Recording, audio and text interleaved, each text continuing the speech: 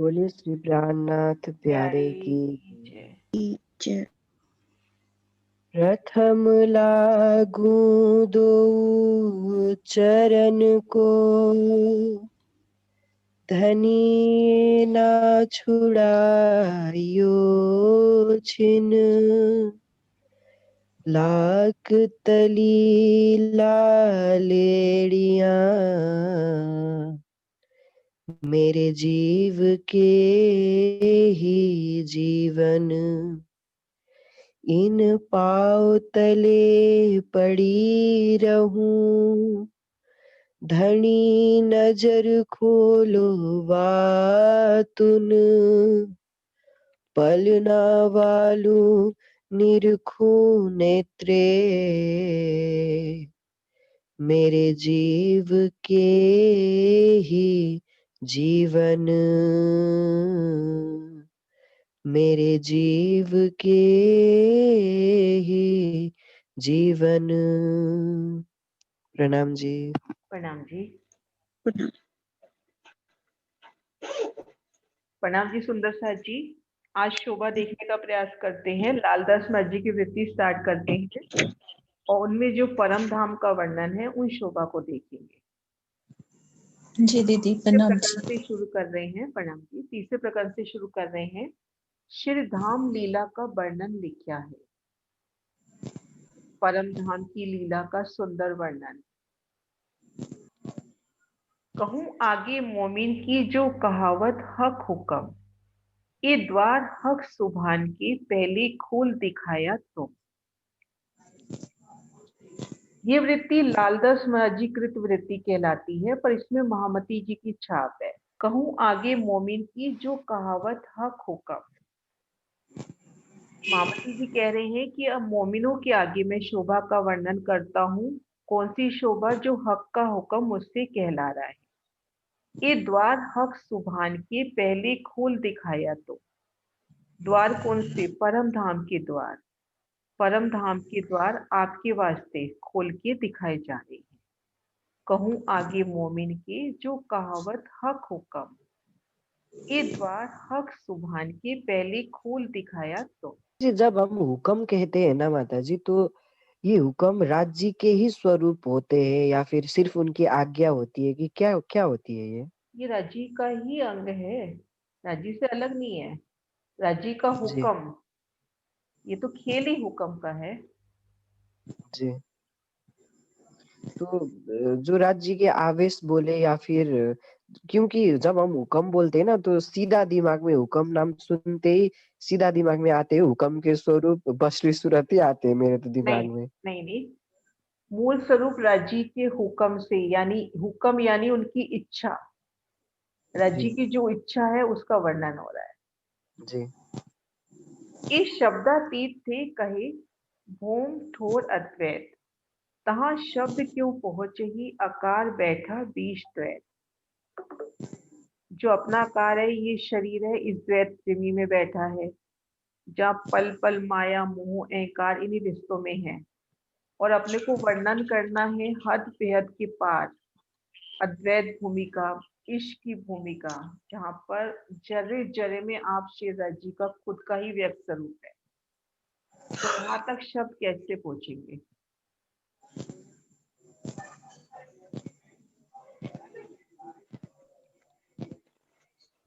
ये कहनी जुबा अद्वैत से मंद बुध अहंकार, हक जोश जबराइल जो आया नूर के पार। ये जो परम धाम की शोभा का वर्णन हो रहा है वो अद्वैत की जुबान से ही हो सकता है, परम धाम की जुबान से ही हो सकता है। परम धाम की मन बुद्धि अहंकार को दिल में लेंगे, मतलब अपनी आत्मिक दृष्टि से ही उसका वर्णन कर सकते हैं। यहाँ के अहम को लेके परम धाम का वर्णन नहीं हो सकता। हक जोश जबराइल, राजी का जोश का जो फरिश्ता है जबराइल, जो नूर के पास से आता है, अक्षरधाम से, अक्षरधाम के पास से, वो राजी के संदेशे रूहों तक लाके देता है। जी दीदी। जबराइल के बिना किसी का जी काम नहीं चलता। बड़े बड़े संत मंत जो है उनका जबराइल से ही काम चलता है, क्योंकि जबराइल ही उनको संदेशे लाके देता है। जितने भी जो धर्मशास्त्र आए हैं वो भी तो जब्राइल से ही तो आया ना दीदी, हाँ यहाँ पे उन्हीं जैसे से आया गीता ना। आया। हाँ वही कह रही हूँ जी कि जब्राइल के बिना किसी का काम नहीं चल सकता। जी श्री राज्य की जोश जब्राइल जो अक्षरधाम के पास से आया है वही सारा वर्णन कर रहा है। मतलब जी एक वकीली कर रहा है एक तरह से मोमिनों और राज्य के बीच में कड़ी जो होती है। जी तिनकी जब सोबत से। हाँ जी। हाँ। जबराइल जोश धनिय का, अजराइल रुद्र तामस, ऐसा ही कुछ चौपाई है शायद। हम्म। तिनकी सोबत से सुने सुकन मुख मोमिन, सुने मोमिनो हक से सोए करो रोशन। तिनकी सोबत से, तिनकी यानी जब्राइल की सोबत से, जब्राइल की संगत से, सुने सुकन मुख मोमिन, मोमिनों के मुख से परम धाम के वर्णन को सुनते हैं। सुने मोमिनों हक से, और मोमिनों ने उन वर्णन को हक से सुना है। सोई करो रोशन, उसी वर्णन को रोशन कर रहे हैं। परम धाम के उसी दिव्य ज्ञान का प्रकाश होने जा रहा है। ए हक का दिया आवई, हक सुनाई सुने कान, हक मेरे मालूम करे, हक के देवे पहचान। ये हक का दिया आवई, परम धाम की जो शोभा है वो राजी के देने से ही आएगी। हक हमें सुनाएंगे, राजी हमको वो वर्णन सिखाना चाहते हैं तो अपने कान सुनेंगे। हक की मेहर से ही अपन परम धाम की शोभा को समझेंगे और राजी ही हमें पहचान कराए। हाँ जी पल पल श्री राजी के हुक्म से, उनकी इच्छा से। और कानों न सुन सके और अकले न होए विचार, और मन न मिल सके और निकट न रहे अहंकार। और कानों न सुन सके, अगर राज्य की मेहर नहीं हो तो अपने श्रवणों से परम धाम का वर्णन नहीं सुन सकते। सुन भी रहे हैं, चर्चा चल भी रही है, अब जैसे सरकार की चर्चा चल रही है हम सुन भी रहे हैं, लेकिन अगर दिल अब उस तरफ नहीं है, हमारे आत्मिक नजर उस तरफ नहीं है, तो वो चर्चा हमारे कानों में पड़ेगी नहीं। और अकले ना हुए विचार, और यहाँ की अक्ल से तो विचार भी नहीं हो सकता जब जी तक मन चित्त बुद्धि अहंकार को बिल्कुल अपन राज्य की तरफ मोड़ ना देवे, और मन ना मिल सके और निकट ना रहे अहंकार। जब तक माया की मैं रहेगी दिल में, अपन परम धाम में नहीं रमन कर सकते।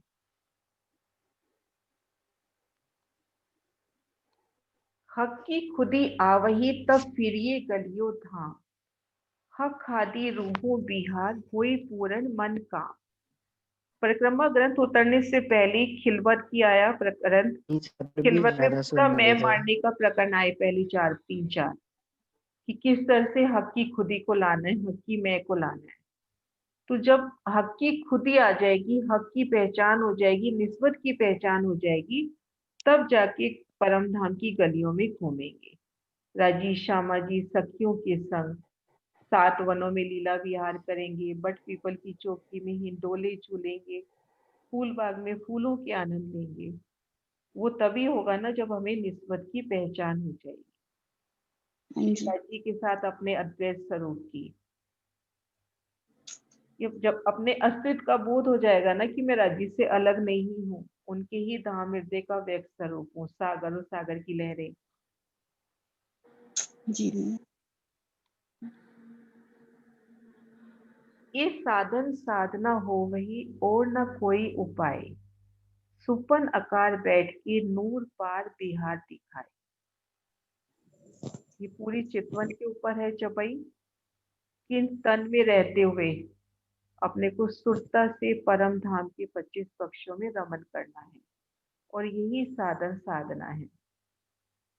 राज्य की बुद्धि को लेकर अपने को चितवन में परम धाम के 25 पक्षों में घूमना है। सुपन आकार बैठ के नूर पार बिहार दिखाए। इसके अतिरिक्त निज माता जी, को प्राप्त करने का कोई माता जी ये साधन साधन और साधना यही है भन्ने का मतलब। ये साधन साधना हो गई। साधन तो ये है ना कि अपने को पहले पहली चौपाई में बता दिया कि हक की खुदी आ गई, जो मुझे समझ में आ रहा है कि राजी की जब जी निस्बत की पहचान हो जाएगी, निस्बत की पहचान होगी तभी अपने अंदर तड़प उस वीरे की मतलब है ना, वीरे की जैसे अवस्था जागृत होगी तभी अपन चितवनी में बैठेंगे ना।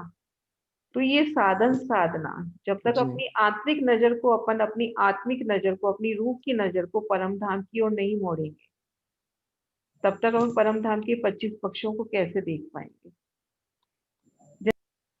मतलब चितवन के मतलब सिवाय कोई साधन नहीं है और हमारा वहां देखने का, है ना, और ना कोई उपाय। हम्म। निस्वत की बात जब याद आ गई तो निस्वत और हकीकत जब पता लग गया तो वो हुआ साधन। और उसको पता लगाकर परम धाम में चितवन करना साधन भी है और साधना भी है, दोनों ही यही है दोनों ना। चीजें हो गई ना, कि अभी जी जैसे जी इससे पहले अपन ने समझी 201 पहल समझी, या बाहरियार मंदिरों की शोभा समझी, तो यहाँ तक वो चशनी कहलाएगी, इलम कहलाएगा। अब जब जी आंखें बंद करके अपने को उस मंदिर में महसूस करेंगे, मंदिर की तीनों दीवालों की शोभा देखेंगे, भीतर की दीवार, दाएं बाएं की दीवार, कि कैसे एक सुंदर बड़ी मेहराब है, बड़ी में 3, ठीक मध्य में दरवाजा है, दाएं बाएं की जो पाखे की दीवार है उन्हें पाखे के मंदिर में जा सकते हैं, बाहरी दीवार में कैसे जाली द्वार हैं, दरवाजे हैं, वनों से कैसे शीतल ब्यार आ रही है। तो उन शोभा को जब अपने चित्त में लेंगे आत्मिक दृष्टि से, तो ये जो साधना है वो आपको राज्य के पास पहुंचाएगी। ये जो प्रेममयी जो चितवन है, जी मतलब उस जगह अपने आप को फील करना कि मैं उस जगह बैठी हूँ, राज्य के साथ लीला विहार कर रही है। जी ऐसा क्यों कर हो वही होए बिना मेहर ना हक, ये देखेंगे मोमिन जो बैठे तखत इश्क। ज्ञान द्वारा दिव्य परम धाम का दर्शन श्री राजी की मेहर के बिना संभव कैसे हो सकता है। ऐसा क्यों कर होए बिना मेहर ना हक, ये देखेंगे मोमिन जो बैठे तखत इश्क, जिनके दिल में श्री राजी का प्रेम बसा है, जिनके दिल में राजी का तखत लग रहा है, जिन्होंने अपने दिल को अर्श दिल कर दिया है, वही देख। जिनो वास्ते एक कहूँ सो मोहलो नित बिहार, बातें बका वतन की सो यही देखन हार।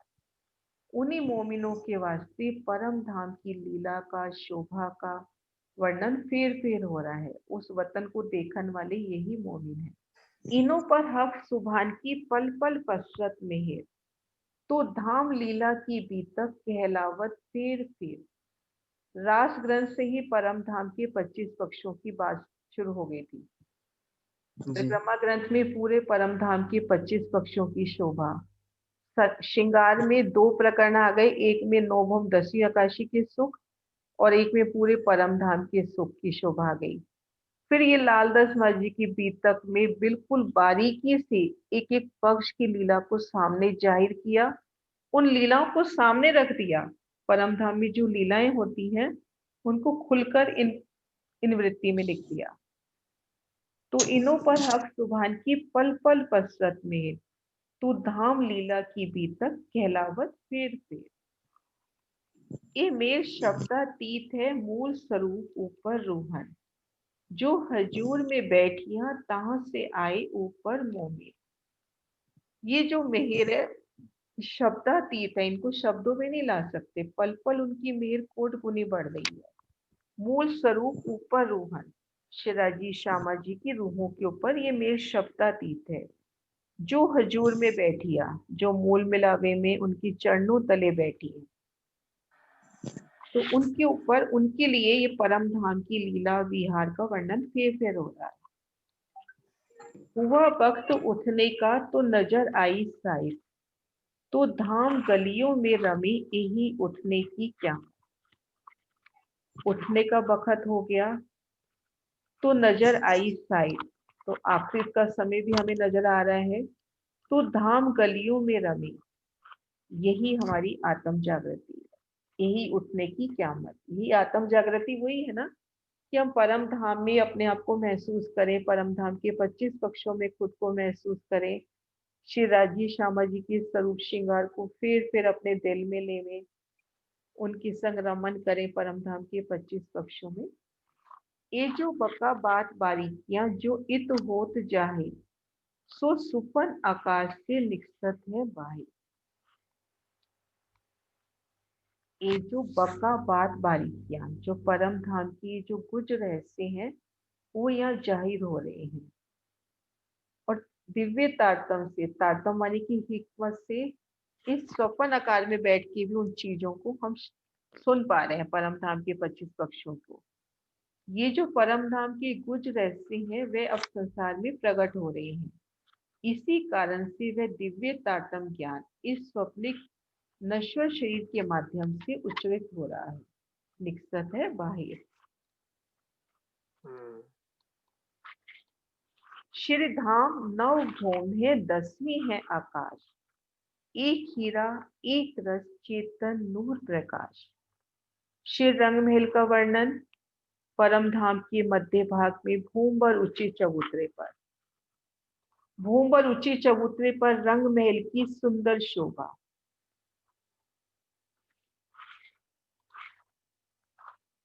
शिरधाम 9 भौम है, 10वीं है आकाश। 9 भौम 10वीं आकाशी। पहली भौम में रसोई की हवेली मूल मिलावे की शोभा, दूसरी भौम में भुलवनी की शोभा, तीसरी भौम में तीजी भौम की परशाल, चौथी भौम में निरत के सुख, पांचवी भौम में अलौकिक सेज्य सुख, छठी भौम सुखपालों का स्थान, सुखपाल और सत्कर्मों के रहने का स्थान, 7वीं 8वीं भूमिका में हिंदोलों के सुख, आप शिरा जी श्यामा जी के संग नजर से नजर बांध के झूलना, 9वीं भूम दूरदर्शिका। शिरा जी जिस भी दिशा में बैठते हैं उस दिशा के नजारे उंगली के इशारे से दिखाते हैं। और ये 10वीं चांदनी की सुंदर शुभ। इन चांदनी पर है तो हमें चारों दिशाओं में, चारों कोनों में जो 8 सागर 8 जिमियाएं हैं उनकी सुंदर शोभा यहाँ से दिखाई देगी। शिरधाम 9 भूम है, 10वीं है आकाश। एक हीरा एक रस चेतन नूर प्रकाश। एक हीरा एक रस, इसको अगर बातूनी रूप से समझे कि परम धाम के 25 पक्ष आप शिवराज जी के ही धाम हृदय का व्यक्त स्वरूप है। परम धाम के हर शय में खुद राजी है। परम धाम के 25 पक्षों की जो शोभा देखते हैं वो शिवराज जी के ही धाम हृदय का स्वरूप है। नहीं तो हीरे का वहां कोई काम नहीं है। हीरा लेते हैं तो जड़ है, तो एक जी नूर एक रस, मतलब एक नूर में ही उसमें चेतनता भी है, उसमें लाड भी है, उसमें नरमाई भी है, उसमें धनी का इश्क भी है, धनी की प्रेम प्रीति सुंदरता नूर प्रकाश जितनी भी शोभा है वो सब इसके अंदर समाई हुई है। चेतन नूर प्रकाश। शिरधाम 9 भूम है, 10वीं है आकाश। एक हीरा एक रस चेतन नूर प्रकाश। कई जवेर रंग इनमें, कहीं महल मंदिर थम गलियां, कई कोट द्वार मेहराब जित खेलत रूह मोने। जो रंग महल की शोभा है इनमें कई प्रकार की जवाहरातों के रंग, कई मोहलाते हैं, मंदिर हैं, थंब हैं, गलियों की शोभा है, कई करोड़ दरवाजे हैं, मेहराबे हैं जहाँ पर शिवराजी श्यामा जी और सखियां खेलते हैं। ये रंग महल की एक भूम का दृश्य।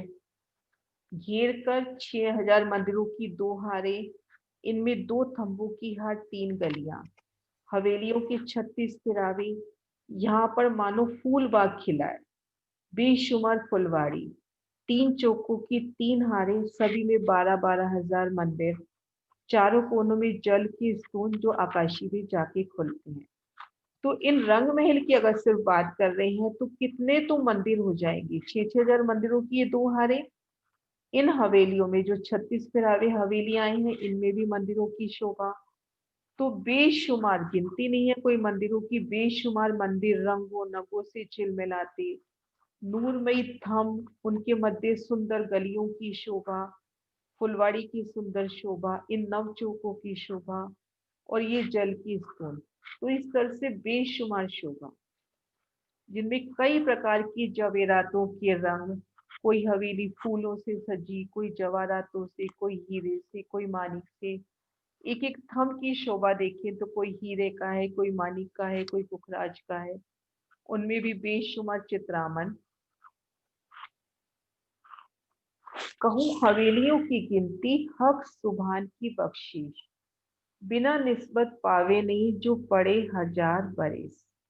अक्सर क्या होता है कि चशनी सीखने वाले या जैसे जो भी सीखते हैं ना, क्या करना है, गिनतियां तो जरूरत नहीं है, लेकिन कुछ गिनतियां अपने को देखनी पड़ेंगी, तभी उस शोभा को अच्छे से देख पाएंगे। अब यहाँ इन्होंने कह दिया, कहूँ हवेलियों की गिनती हक सुभान की बख्शीश। ये राज्य की बहुत बड़ी मेहर है। ये जो गिनतियां किसके लिए आई हैं? मोमिनों के वास्ते ही तो आई हैं।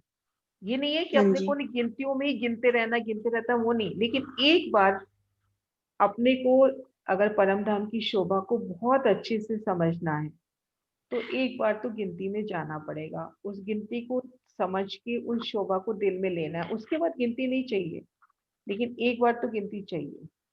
बिना माता निस्बत जी, पावे नहीं मुझे जो क्या पड़े लगता है 1000 इस बात में हम्म। कि जैसे हम मुझे क्या लगता है कि जैसे हम पूरा दिन में 24 घंटे तो चितवनी में बैठ नहीं सकते, तो जितनी टाइम बैठ सकते उतनी टाइम चितवनी करे, बाकी की टाइम में भी दुनियादारी में ना उलझ कर वो गिनती ही सुलझाती रहे। जैसे जैसे भी हो, लेकिन परम धाम की तो बातें तो दिमाग में हो रही है ना, नहीं, इसीलिए अगर आप लगा गिनती भी दिया। सुलझा रहे हो तो आप राज्य के नजदीक हो ना, वो गिनती भी तो उन्हीं जी की है। जमा जी 4 हारन की गिनती 924 होए, ये तो पहली भूम की यूं ही 9 भूम जानियो सोए। ये जो घेर कर पहली हार चौरस हवेली की आई है, पहली हार जो चौरस हवेली की आई है, एक फिरावे में 231 हवेलियां हैं। ऐसे ये 4 फिरावे आए हैं चौरस की, ये दिखा रखे हैं ना निशान नीले रंग में। जी 4 फिरावे जी। आए हैं, 231 एक में, 4 फिरावों में 924 हवेलियां हो गई। चौरस हवेलियों की बात हो रही है, एक फिरावे में 231। ऐसे अपने पास 4 फिरावे हैं, तो कितने हुए? 924 हुए ना, 231 को 4 से दीदी कम। एक हाँ मिनट, जी। ये एक जो बार देखो, 231 आप बता रहे हो, ये 231 को 4 से। 4 में घूम के आएंगी, हाँ, घूम के? ये घेर कर आई है ना। अच्छा, ये 231 टोटल बनेंगी। हाँ, जैसे ये 6000 मंदिर, 2 थंबों की हार 3 गली, 6000 मंदिर की दूसरी हार, 2 थंबों की हार 3 गली, और ये हवेली का हम्म, फिरावा, एक हार में 231। ऐसी ये ये देखिए, 6000 मंदिरों की पहली हार, 2 थंबों की हार 3 गली, मंदिरों की दूसरी हार, 2 थंबों की हार 3 गली। ये देखो, जी। पहला फिरावा घेर कर 231 हवेली, दूसरा फिरावा, तीसरा, चौथा, ये चारों जब घूम जाती हैं तो इसको एक फिरावा कहते हैं। तो पहला जी। फिरावा चौरस, दूसरा गोल, फिर चौरस, फिर गोल। गोल, इस तरह से बिल्कुल। 8 फिरावे। नवा फिरावा पंचमूले का। तो अभी जो जी। अपने ये जो शोभा देखी, जमा 4 हारन की गिनती 924 हुए, तो ये शोभा है इस पहले फिरावे की, कि एक हार में घेर कर 231 हवेली आई। 231 हवेलियां जब 4 बार घूमी तो 924 हवेलियां। हाँ जी। चौरस हवेली का जो पहला फिरावा है उसमें 924 हवेलियां आई हैं। जी। जमा 4 हरन की गिनती 924 हुए, ये तो पहली भूम की यूं ही 9 भूम जानिए सोए। ऐसे भूम दर भूम चौरस हवेली का ये फिरावा आया है। अब एक बार ये समझ में आ गया कि ये चौरस हवेली की फिरावे की बात हो रही है, तो उसके बाद 924 दीदी भी एक इतना मिनट मायने दीदी, नहीं रखता। ये जो आप बता रहे हो 4, इसमें आई है 231, तो ऐसा पूरे जो चारों तरफ घेर के आई है, ये घेर कर आई है ना ऐसे। ये टोटल हर एक फिरावे में 231 हाँ, 231 दो आती सौ है। इकतीस रंगमहल के अपन ने यहाँ बाहर हांस देखे थे 201, यहाँ हवेली वाले स्थान पर इनके हांस हो गए हैं 231। तो हर अच्छा, हांस में एक 231 हवेली, हाथ हो गई। हर एक हांस में ठीक है, एक हवेली। हाँ, ये नहीं समझ आ रहा था मुझे ना। ठीक है।